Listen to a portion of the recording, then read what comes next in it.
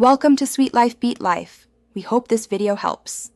You begin by confirming eligibility and collecting the essential ID so you avoid delays. Once logged into LIS, go directly to the advisor or supervision area. Don't navigate to unrelated menus. You need the current advisor ID, the new advisor's ID, and their contact email ready. Make sure your enrollment status and any required approvals are visible. Start the change request workflow now so the system records the action. This minimizes back and forth and keeps your record consistent. Now you fill out the formal change form step by step, explaining the reason and selecting the effective date. Attach any departmental approvals or email confirmations from the new advisor so the request isn't bounced. Choose the new advisor from the lookup and verify their ID matches HR records.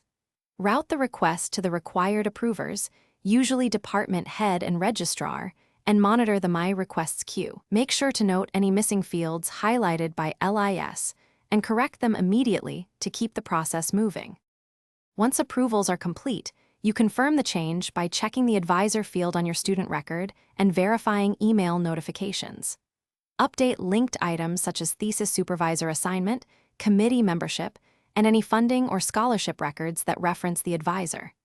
If the system shows delays, refresh the record and allow 1 business day for propagation. If your request is denied, review the approver comments carefully. Collect the missing documentation or clarification, and resubmit promptly. Thanks for watching. Consider subscribing if we helped you.